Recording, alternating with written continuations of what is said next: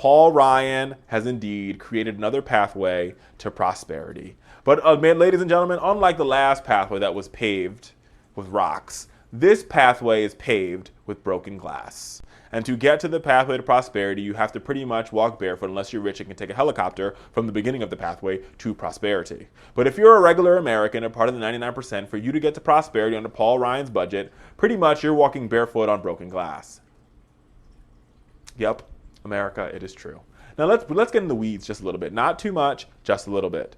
This budget is the most diabolical budget that I've seen from this maniac of a legislature, right? Not to mention the fact that this budget is just cuts on top of cuts on top of cuts on top of cuts. And they just go deeper. So let's talk about this, right? So the 2013 Ryan budget would cut fiscal F year, so that was last year's budget, would cut $13.2 billion from food stamps per year. The 2015 budget is going to cut $12.5 billion in food stamps. It's also going to end the state level waivers for work requirements for the welfare program. It's going to block grant Medicaid, cutting $732 billion over a decade. Now for Medicare, it's going to replace the current Medicare system with subsidies for seniors to purchase healthcare insurance, meaning you have to go back out into the wild, wild west of healthcare insurance. By the way, it also repeals Obamacare. Just wanted to throw that out there.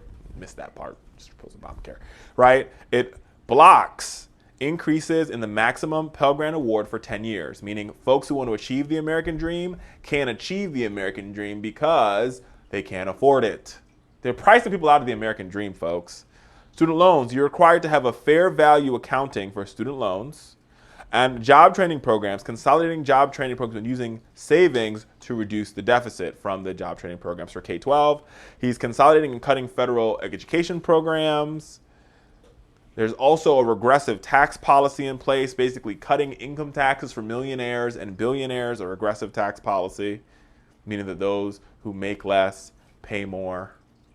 Only in Paul Ryan's world, America, this is what he calls his pathway to prosperity. Well, like I said at the beginning of this whole thing, if you are okay with walking down a street, a couple miles, let's say 100 miles is the pathway, right, with broken glass, this is the budget for you. Because you know Mitt Romney and Sheldon Adelson, they'll be taking a helicopter to the prosperity. And the rest of us, broken glass with no shoes.